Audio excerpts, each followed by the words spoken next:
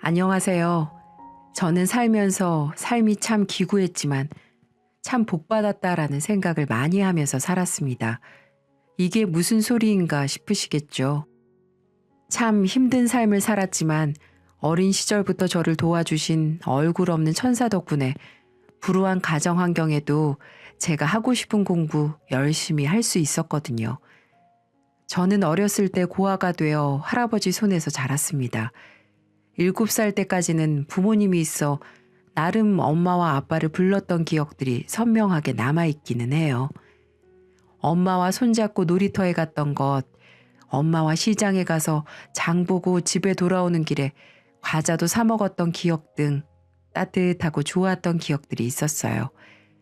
하지만 어느 순간부터는 희미해졌고 몇 가지의 선명한 기억 외에는 엄마 아빠의 얼굴도 두 분의 목소리도 전혀 기억이 나지 않습니다. 그냥 어느 순간부터 나는 할아버지와 함께 살고 있었고 할아버지는 장애인이었기 때문에 돈을 벌 수 없어 늘 폐지만 주우며 다니셨고 자연히 저는 집에 혼자 있는 시간도 많았죠. 할아버지가 하루에 몇천 원씩 벌어오시는 돈으로 한 끼를 때우고 그마저도 넉넉지 않아 늘 김치와 물에 마른 밥으로 허기를 달래고는 했습니다. 할아버지 역시 마찬가지였고요. 심지어 할아버지는 손가락이 온전하지 못했던 탓에 저는 초등학교도 들어가기 전부터 제가 밥상을 다 차려드리고 설거지에 온갖 집안일을 하나하나 다 해야 했어요. 그때까지만 해도 그게 모든 사람들이 다 그렇게 사는 줄만 알았습니다. 하지만 초등학교에 들어가고 나니까 그게 아니라는 걸 깨닫게 되었죠. 다들 엄마가 따뜻하게 차려주시는 아침밥에 매일같이 등굣길을 함께 해주는 아버지를 간접적으로 보면서 가족의 형태나 모습들은 원래 이런 거라는 걸 그때 알 수 있었습니다. 제가 일반적이지 않은 환경에 처해 있다는 걸 그때부터 제대로 알게 된 거죠. 그로 인해 처음에는 혼란스러운 시간도 많이 가졌습니다. 왜 나만 이런 환경에서 커야 하는지 원망스러운 마음이 많이 들더라고요. 하지만 어떻게든 저를 키워보겠다고 밖에서 폐지를 줍는 할아버지를 보면서 저도 열심히 살고자 노력을 했어요. 그래서 그런 기적이 저에게 찾아온 걸까요? 초등학교 5학년으로 올라갔을 때였습니다. 저희 집으로 편지 한 통이 익명으로 도착했더군요. 예, 진수야, 이것 좀 봐라. 네 이름 앞으로 편지가 한 통 왔어. 편지요? 그래, 편지 말이다. 누가 너한테 보낸 것 같은데 누가 보냈는지 안 적혀 있구나. 주소는 제주도인데 제주도는 섬이기 때문에 우리가 아는 사람이 아무도 없단 말이지. 한번 볼게요. 같이 봐요, 할아버지. 그때 당시로는 초등학교 5학년인 나에게 무슨 편지가 왔을까 참 궁금했어요. 학교에서 우편으로 편지를 주고받는 걸 배우긴 했어도 그런 편지를 보내줄 만한 친구가 저에게는 없었거든요. 그래서 신기하면서도 호기심 가득한 마음으로 읽었고 편지를 처음부터 끝까지 다 읽은 후 저와 할아버지는 그 자리에서 통곡을 하며 울 수밖에 없었습니다. 편지의 내용은 이러했어요. 진수 안녕? 이름도 모를 사람에게 편지를 받아 많이 당황스럽지. 난 네 엄마랑 잘 아는 사람이야. 많이 궁금하고 의심스러울 수도 있겠지만 널 사랑하는 한 사람으로 생각해주면 참 고마울 것 같아. 내가 왜 이렇게 편지를 쓰게 됐냐면 네가 어린 나이에 얼마나 열심히 살고 있고 아프신 할아버지를 모시고 얼마나 착하고 성실하게 하루하루를 살아가고 있는지 알고 있기 때문이야.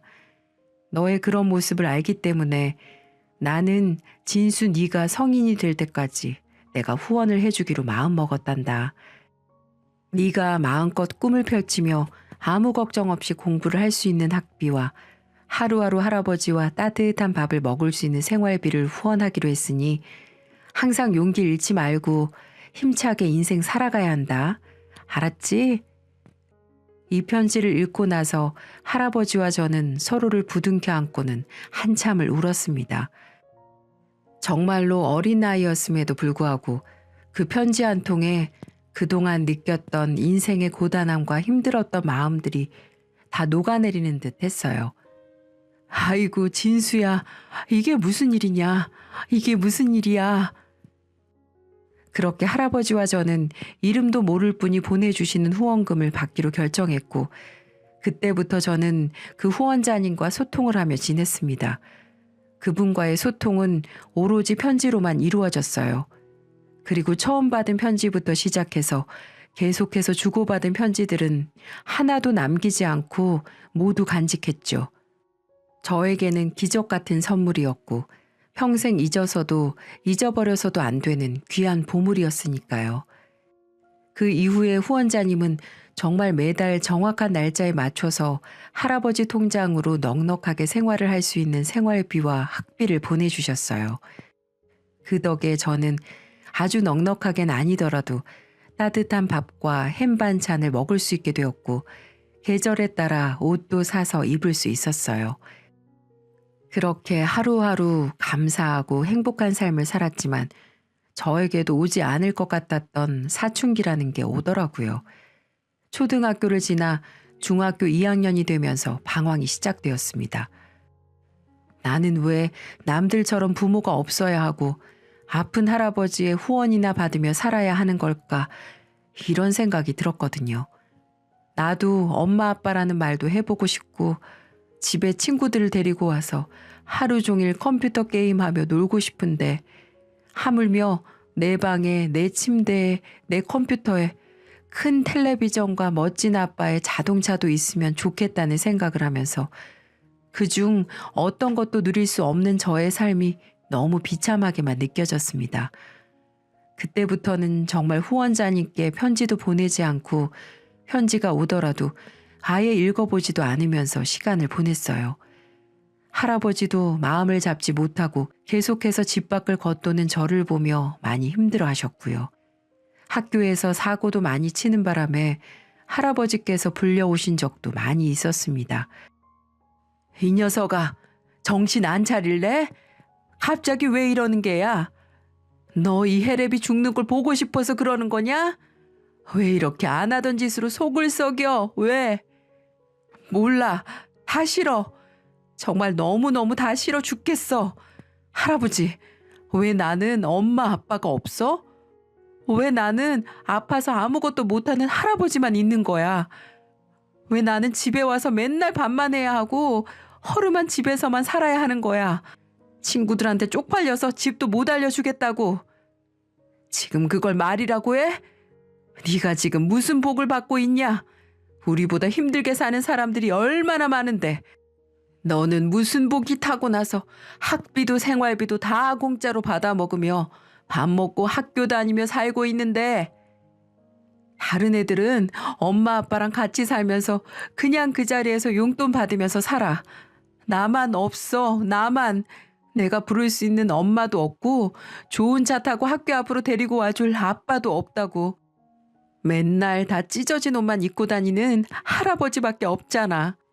나는 이제 이름도 얼굴도 모르는 사람한테 돈이나 받는 거 싫어. 너무너무 싫어. 할아버지도 싫고 다 싫어. 저는 할아버지에게 비수가 되는 말들을 매일매일 했습니다. 자꾸만 반복되는 일상에 저는 더 밖으로 겉돌았고 매일매일 사고를 쳤어요. 그러다가 큰 사고가 하나 일어나게 되었습니다. 그날도 제가 친구들과 밖에 나가 다른 학교 학생들과 패싸움을 하게 되었어요. 그 사실을 학교에서 알게 되어 패싸움을 한 모든 학생들이 다 징계를 받게 되었고 부모님까지 모두 학교로 오셔야 하는 상황이 되었죠. 그리고 그로 인해 저는 할아버지를 잃을 뻔했습니다. 패싸움에 가담한 모든 학생들과 학부모님이 모여야 하는 날 할아버지는 학교로 오시는 길에 교통사고를 당하셨어요. 꽤나 크게 부딪혔기 때문에 할아버지는 곧바로 위급한 상황으로 응급실로 실려가게 되었고 그 소식을 저는 학교에서 들어야 했죠. 할아버지는 제가 학교에서 병원으로 가는 길에 수술실로 곧장 들어가셨습니다. 너무나도 청천벽력 같은 소리에 저는 정신을 차릴 수가 없었어요. 이 세상에 단 하나밖에 없는 가족을 잃을 수도 있다고 생각하니까 어린 나이에 너무나 무섭고 두려워지더라고요. 정신없이 담임 선생님과 함께 달려간 병원에서 기나긴 수술 끝에 다행히도 수술은 잘 되었다는 의사 선생님의 이야기를 들을 수 있었죠. 너무 놀랐던 저는 그 자리에서 주저앉아 울었습니다. 그 어린 나이에 감당하기에는 너무 힘든 순간들이었어요. 하지만 힘든 시간은 거기에서 끝이 아니더라고요. 할아버지의 수술비는 만만치 않게 청구가 되었고 어린 제가 감당할 수 있는 수준이 아니었습니다. 주변에 도움을 요청할 곳도 없었어요. 친척들도 연락을 안 하고 정말 할아버지와 단둘이 외롭게 살았기 때문에 모든 것이 저에게는 감당하기 힘든 것들 투성이었죠. 담임 선생님도 도와줄 수 있는 부분을 찾아주시겠다고 했지만 그 큰 돈을 어디에서 당장 마련할 수 없었고 수술 비용뿐만 아니라 앞으로 해나가야 할 치료비부터 시작해서 입원비가 포함된 병원비 모두 마련할 길이 없었어요. 저는 절망에 빠졌습니다. 그 순간 제가 왜 방황을 했는지, 왜 나 때문에 할아버지가 이렇게 아프셔야 하고 어려운 상황이 되었는지 후회스러웠어요. 제 자신이 정말 죽도록 싫었습니다. 그때 생각난 게 바로 후원자님이었어요. 저는 정말 바짓가랑이를 잡는 심정으로 후원자님께 편지를 보냈죠.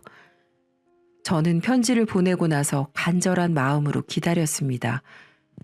그리고 생각보다도 더 빨리 후원자님에게 답장이 왔어요. 후원자님은 저의 어려운 이야기에도 선뜻 1,000,000원이라는 거금을 보내주셨고 그 돈으로 할아버지의 병원비를 전부 해결할 수 있었습니다. 그리고 건강하게 퇴원도 하셨고요. 그렇게 저는 또 한 번의 인생의 큰 빚을 그분에게 지게 되었네요. 그때부터는 저도 다시 정신이 차려지면서 더 악착같이 살아야겠다는 생각이 들더군요. 그날로부터 저는 공부에만 매진을 했습니다. 그 사이사이 후원자님과 소통도 계속해서 했고요. 그분과 연락을 주고받으면서 한 번씩 그분이 너무너무 궁금해졌어요. 누구신지 꼭 뵙고 싶었거든요. 그래서 한 번은 편지를 통해서 만나고 싶다는 의지도 비쳤죠. 하지만 무슨 일에선지 그분은 아직까지는 이렇게만 소통을 하고 싶다고 말씀을 하시더군요. 그래서 제가 보답할 수 있는 길은 무조건 내가 성공해서 잘 사는 모습을 보여드리는 거라고 생각해 저에게 보내주신 돈이 헛것이 되지 않도록 열심히 노력했습니다. 결국 할아버지와 후원자님의 도움으로 저는 당당하게 서울에 있는 로스쿨 법대에 들어가 일부 장학금을 받게 되었고 그때부터는 과외를 다니면서 생활비를 충당했고 학교를 다닐 수 있었어요. 그렇게 저의 삶은 쭉 순조롭다고만 생각을 했죠. 저는 학교를 다니면서 계속해서 공부에 매진을 했고 하루빨리 성공해서 할아버지를 호강시켜주고 싶었습니다. 그리고 후원자님을 찾아뵙고도 싶었어요. 한 번은 후원자님께 편지를 보내 제주도에 찾아가 감사 인사도 드리고 보답을 하고 싶다고 말을 하니까 극구 사양하시더라고요. 지금 본인 상황이 저를 맞이할 상황이 안 된다면서 다음에 기회가 되면 꼭 보자고 하면서 자꾸 미루셨습니다. 그래서 어쩔 수 없이 그날이 오기만을 속으로 내심 기대했어요. 그렇게 제게 순탄한 길만 걸어가고 있을 때쯤 슬프고 힘겨운 일이 발생하기 시작했습니다. 대학교를 다니다 군대를 갓 제대를 하고 본격적으로 공부를 시작하려고 하던 찰나에 할아버지의 건강이 갑작스럽게 악화가 되었거든요. 연세도 많으시고 평소 가지고 있던 지병으로 인해 병원에서도 손을 써볼 겨를도 없이 숙환으로 돌아가시고 마셨어요. 제겐 너무나 큰 슬픔이고 시련이었습니다. 어릴 때는 아무것도 모를 때 부모가 다 떠났기에 어떠한 슬픔을 느낄 새도 없었지만 이번만큼은 아니었어요. 하루빨리 성공해서 호강시켜드리고 싶었던 나의 사랑하는 할아버지가 돌아가셨을 때 저는 세상을 다 잃은 기분이었어요. 한동안은 목소리가 나오지 않을 정도로 울면서 지냈습니다. 장례식장도 아주 초라하기 짝이 없었어요. 그때는 할아버지의 아들인 아버지라는 사람도 며느리라는 저의 엄마도 누구도 오지 않았기 때문에 제 지인들 몇 명하고만 할아버지를 이 세상에서 고이 보내드릴 수밖에 없었죠. 이렇게 사람의 끝이 허무하고 허망할 수 있었을까요? 평생을 자식 대신에 손자 키우며 힘들게 살아온 우리 할아버지는 결국 손자의 제대로 된 효도 한번 받아보지 못하고 평생을 뒷바라지만 하다가 돌아가셨어요. 그때는 더더욱 저희 부모라는 사람들이 원망스럽더군요. 하지만 저는 할아버지의 희생이 헛된 것이 되지 않기 위해 더더욱 열심히 공부를 했습니다. 할아버지가 돌아가셨다는 사실은 후원자님께 알리지 않았고요. 좋지 않은 소식은 알려드리지 않는 게 맞다고 판단을 했기 때문이죠. 대신에 좋은 소식을 들려드리기 위해서 노력했고 3년 동안 로스쿨을 다니다 졸업하고 변호사 시험에 몇 번의 도전 끝에 합격을 하게 됐습니다. 하지만 그 누구도 축하를 해주는 사람은 없었어요. 제가 변호사 시험 합격을 하면 버선발로 달려오시겠다고 하셨던 할아버지는 이 세상에 없으셨습니다.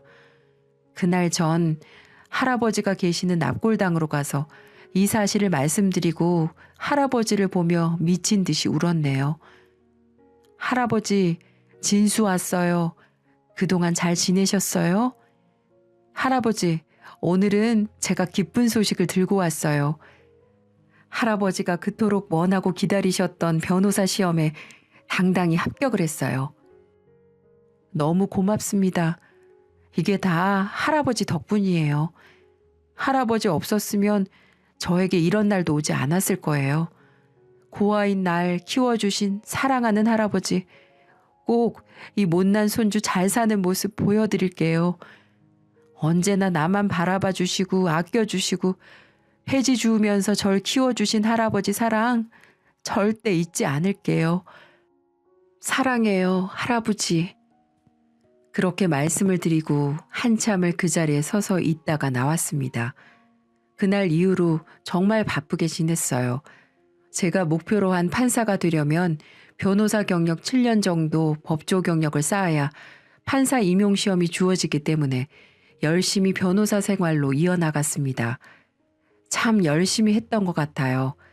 책에서만 봤던 사건, 사고들, 실제로 현장에서 직접 부딪히다 보니 참 나쁜 사람들이 세상에 많더군요. 피해를 보신 분들을 보면 같이 아파하며 어떻게든 피해자 입장에서 많이 도와드리려고 노력을 했던 것 같네요. 그렇게 하루하루 지내다 한 여자를 만나게 됐어요. 대학 동기한테 소개받은 평범한 직장인이었는데 만나다 보니 제가 지금 하는 사실을 잊게 해줄 정도로 제게 정말 잘해주었고 이 여자만 있으면 세상을 다 얻는 기분이 들었거든요. 그렇게 우리는 서로 아껴주고 사랑해가며 5년의 연애를 했고 제가 판사 임용 시험까지 합격을 한 다음 정식으로 프로포즈를 하게 되었어요. 그렇게 저희는 결혼을 약속하게 되었고 저는 겹겹이 일어난 경사를 곧장 후원자님께 알려드렸습니다. 저의 인생에 가장 빛나는 순간을 전하기 위해 썼던 편지의 감격은 아직도 잊혀지지가 않습니다. 후원자님, 그동안 안녕하셨죠? 제가 요즘 바쁘다는 핑계로 연락을 자주 드리지 못해 정말 죄송해요. 별일은 없으신 거죠? 저 오늘은 후원자님께 기쁜 소식을 드리기 위해 편지를 쓰게 됐습니다. 저 판사 임용시험 합격했습니다. 참 로스쿨 법학대학원 나와서 한참이나 걸려서 제가 원하는 꿈을 이루게 됐어요. 이게 모두 다 후원자님 덕분이에요. 정말 이 은혜는 평생 잊지 않겠습니다. 그리고 이제는 제가 우리 후원자님을 도와드리고 싶어요. 그동안에 도와주신 금액도 다 이자 쳐서 드리고 싶어요. 당연히 사람이라면 은혜를 받았으면 갚아야 되는 게 이치니까요. 제게 답장 보내실 때 계좌번호 하나 남겨주시면 꼭 보답하겠습니다. 부탁드립니다. 그리고 또 하나 기쁜 소식은 제게 가족이 생길 것 같아요. 사랑하는 사람과 결혼을 하기로 했거든요. 드디어 저도 콧물 찔찔 나오던 꼬마에서 후원자님 덕분에 어엿한 가장이 될 수 있게 됐습니다. 그래서 제일 먼저 말씀드리고 싶었어요. 편지에 결혼식장이나 시간 적어서 보내드릴 테니까요. 시간 되시면 그날만큼은 참석해 주시면 제겐 큰 영광일 것 같아요. 물론 일이 있으셔서 못 오시더라도 마음으로라도 꼭 잘 받겠습니다. 이런 기쁜 소식을 처음으로 전해드리게 돼서 눈물이 나옵니다. 감사합니다. 저는 이렇게 편지를 보내고 초조한 마음으로 후원자님의 답변을 기다렸어요. 하지만 결혼식 날짜가 다가오는데도 답장은 오지 않더군요. 청첩장을 같이 보내긴 했지만 아무래도 답장이 없는 걸 보니 식장에서 뵐 수 있을 거란 기대를 접어야겠다는 생각이 들더라고요. 어쩔 수 없이 기대를 접고 애써 덤덤하게 결혼식을 올리기로 했습니다. 그렇게 결혼식 당일이 찾아왔어요. 결혼식을 하면서도 제 신랑 측 하객석에서는 제가 찾아올 가족이 없었기 때문에 제 가족들은 아무도 없었습니다. 그 빈자리는 제 지인들로 꽉 채워주고 있었어요.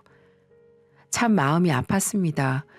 그렇게 뭔가 모를 허전함이 제 가슴을 짓누르고 있을 때 어느 순간 한 번도 보지 못한 중년의 여성이 조용히 가서 하객석 자리에 앉으시더라고요. 아무리 생각해도 한 번도 살면서 보지 못한 얼굴이었어요. 그러더니 갑자기 손수건을 꺼내시면서 울기 시작했어요. 저는 그 모습에 너무 놀라지 않을 수 없었고요. 한 번도 보지 못한 아주머니가 제 하객석에 앉아 슬프게 울고 계시니까요. 저를 생각하면서 울어주고 함께 기뻐해 줄 사람도 이 세상에는 그 누구도 없기도 했고요. 그래서 전 그분에게 조심스럽게 다가가 인사를 드리고 여쭈었어요. 안녕하세요, 아주머니. 저는 오늘 이 결혼식 신랑이 될 김진수라고 합니다. 실례지만 제가 한 번도 뵙지 못한 것 같은데 조금 전부터 계속 울고 계셔서 인사를 드렸어요. 혹시 절 아시는 분일까요? 네가 진수니? 정말 우리 진수 맞니? 저에게 진수가 맞냐고 묻는 질문에 저는 직감적으로 제가 너무나도 보고 싶어 했던 후원자님이라는 걸 알 수 있었어요. 네, 맞습니다. 혹시 후원자님이신가요? 후원자님 맞으신가요? 정말 이렇게 와주셨네요. 너무 감사드려요. 정말 감사드립니다. 역시나 제 예상대로 후원자님이 맞았는지 그분은 그 자리에서 제 대답을 듣자마자 눈물을 펑펑 쏟아내기 시작하셨어요. 그 모습을 보며 저도 눈물을 흘릴 수밖에 없었고 그렇게 한참을 서로 울다가 후원자님의 말을 시작으로 대화를 하게 되었어요. 진수야, 보자마자 이렇게 울어서 미안하구나. 너를 보니까 눈물을 참을 수가 없었어. 그리고 그동안 너를 보러 오지 못한 것도 미안해. 아닙니다. 이렇게 찾아와 주신 것만으로도 저는 충분히 감사해요. 정말 감사합니다. 그래. 나도 사실은 널 정말 만나고 싶었어. 하루도 빠짐없이 널 생각하며 너를 그리워하며 너를 보고 싶어 했다. 네? 이제는 내가 더 이상 날 너에게 알리지 않으면 안 될 것 같아 이렇게 용기를 내서 찾아왔단다. 내 이야기를 듣고도 네가 나를 받아준다면 좋겠지만 그게 어렵다면 가차없이 나를 버려도 좋아. 그게 무슨 말씀이세요? 알 수 없는 말들을 선두로 뱉으시고는 그 뒤부터 후원자님은 믿을 수 없는 말들을 이어가셨습니다. 진수야, 내가 네 엄마야. 후원자가 아니라 네 생모란 말이야. 네? 아니 무슨 말씀을 하시는 거예요? 진수야, 실은 내가 너를 버린 네 엄마다. 천벌을 받아도 시원찮은데 그래서 네 앞에 다시는 나타나면 안 된다는 걸 알면서도 너를 찾아왔어. 네? 엄마요? 정말 제 엄마세요? 그래. 다른 날은 아니더라도 우리 아들 결혼식하는 모습 보고 싶어서 왔어. 네 편지를 받고 얼마나 가슴을 치며 울었는지 몰라. 답장을 보내지 않은 것도 보내지 않은 게 아니라 이런 말들을 도저히 편지로 쓰질 못하겠더구나. 그래서 용기 내서 오게 됐단다. 정말 우리 아들 많이 컸구나. 대견하다, 대견해. 정말 고맙다. 네, 정말 제 어머니라면. 근데 왜 이제야 찾아오신 건데요? 어머니라고 하시면 후원금을 보내지 말고 직접 찾아왔으면 됐잖아요. 제가 얼마나 엄마가 그립고 보고 싶었는지 알아요?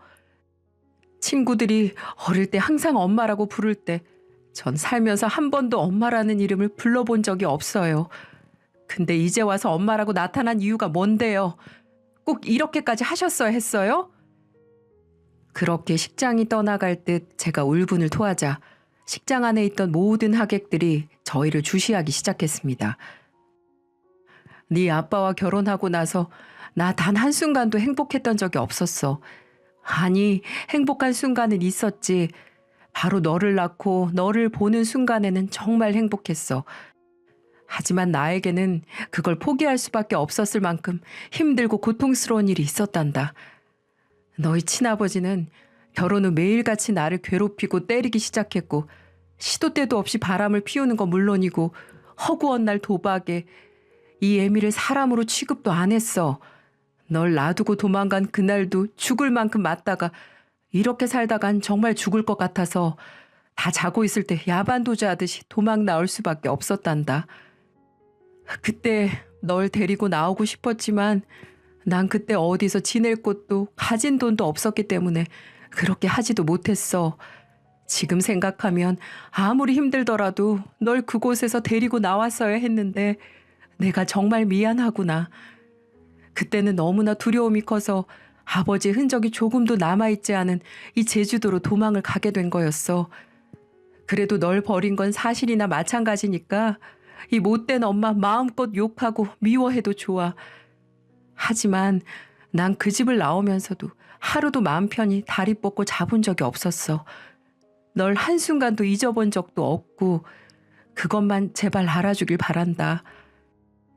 그럼 뒤늦게 제가 5학년 때 연락을 하시게 된 건데 그때 다시 나타나면 되셨잖아요. 말을 들어보니 어머니에게도 사정이 있으셨어요. 어머니의 말로는 그곳에서 골프장에서 캐디로 일을 하다가 좋은 남자를 만나 재혼을 하게 되었다고 했어요. 그분은 엄마가 재혼이라는 걸 알면서도 받아주신 고마운 분이라고 하셨고요. 어머니의 상처를 감싸주고 아픔을 달래주었다고도 했어요. 그 이후 가정을 꾸리고 아이도 둘이나 낳으셨다고 합니다. 하지만 그러면서도 저를 하루도 잊을 수가 없어 매일을 그리워하셨다고 합니다.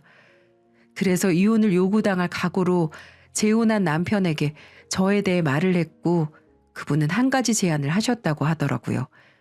어머니에게 절 후원을 해주자고요. 그 돈을 그분이 지원해주겠다고 하셨다네요. 그러면서 대신 엄마의 존재를 알리지 말고 매달 후원금을 보내자고요. 그 이유는 엄마라고 밝히면 제가 혹시라도 나도 엄마와 같이 살게 해달라고 말을 할까봐 그렇게 말씀을 하셨다고 하네요. 그 아저씨 입장에서는 당연히 그건 곤란한 일이었겠죠. 왜냐하면 그 아저씨에게도 어머니와의 사이에서 태어난 어린 자식이 2명이나 있었으니까요. 그 조건으로 저를 후원해 주시겠다고 했고 어머니 입장에서는 옆에 할아버지가 계시니 생활비를 보태준 것만으로도 제게 큰 힘이 될 수 있을 것 같아 동의했다고 했습니다. 그리고 내가 네가 그리운데도 불구하고 찾을 수 없었던 이유는 훌쩍 떠나버린 내가 재혼을 한 상태로 네 앞에 나타나면 네가 방황을 할까 봐 걱정되기 때문이었어. 그리고 사실 네 친부를 다시 마주치게 되면 어쩌나 이런 두려움도 컸고 그래서 그런 거란다. 정말 미안하구나, 진수야. 그제서야 저는 모든 진실을 알게 되었고 모든 게 실감나면서 곧장 엄마를 부둥켜 안고 한참을 울었습니다. 말 그대로 눈물, 콧물 다 쏟아가며 한참을 엄마를 껴안고 있었어요. 세상에 태어나 처음인 것처럼 느껴지는 엄마의 품은 너무나도 따뜻하더군요. 그리고 한 가지 더 이야기할 게 있어. 실은 이 결혼식 오기 전에 네가 결혼할 거라고 얘기를 했어. 그랬더니 남편과 네 배다른 동생들도 너를 아주 많이 보고 싶어 해. 그동안 너를 후원하면서 항상 이야기를 해주고 소식을 들려줬거든. 남편도 이제는 아이들도 다 컸으니 이제는 우리가 먼저 받아들이자고 하더구나. 실은 지금 다들 밖에서 기다리고 있는데 오라고 말을 해도 되니? 어머니는 바로 통화를 하셨고 근처에 있었는지 거의 바로 엄마의 가족들이 들어왔어요. 그리고 그들은 저를 보자마자 약속이나 한 것처럼 꽉 껴안아 주었습니다. 네가 진수구나. 건강하게 또 이렇게 건장하게 커져서 고맙다. 고마워. 역시나 그들도 눈물을 흘리며 저를 마음껏 안아주었어요. 이 모든 게 무슨 상황인가 싶을 만큼 꿈만 같은 시간들이었습니다. 이 모습을 지켜본 모든 하객들은 저희를 보며 박수를 보내주었어요. 아내는 물론이고 장인 장모님도 함께 눈물을 흘리시며 저희 어머니를 꼭 안아주셨어요. 정말 와주셔서 감사하다고 말이죠. 그렇게 저는 그날 세상에서 가장 행복한 결혼식을 올렸습니다. 식장 안에서 당연히 비어있을 거라 생각했던 신랑 측의 혼주 좌석은 두 자리 모두 꽉 채워진 채로 감격스러운 결혼식을 마칠 수 있었고요. 지금은 저도 저희 엄마와 새아버지의 호적으로 들어가 그들의 첫째로 장남으로 2명의 여동생을 둔 오빠로 살아가고 있어요. 물론 저의 사랑하는 아내의 남편으로도 말이죠. 지금까지 세상을 살아가며 제가 꿈꿔왔던 모든 일들이 이렇게 실제로 일어나다 보니 아직도 꿈을 꾸는 것 같지만 제게 주어진 이 삶을 마음껏 느껴보며 살아가려고요. 제 이야기를 들으니 앞에서 말한 기구하면서도 복받은 인생이라는 말의 뜻이 이해가 되시나요? 저는 분명 너무나도 힘들고 슬픈 인생을 살았어요. 하지만 그 속에는 행복과 기쁨이 있었고 지금은 더할 나위 없이 행복한 순간들을 살고 있네요. 여러분도 힘든 시간들을 잘 극복하셔서 꼭 행복한 삶을 사셨으면 좋겠습니다. 하늘에 계신 할아버지가 너무 보고 싶은 하루이기도 하네요. 할아버지, 지금 다 보고 있지? 나도 이제 가족이 생겼어. 이젠 더 이상 혼자가 아니라고. 이게 다 할아버지가 절 하늘에서 지켜준 덕분이에요. 할아버지, 너무 보고 싶어요. 사랑합니다. 오늘도 함께 해주신 여러분, 감사합니다.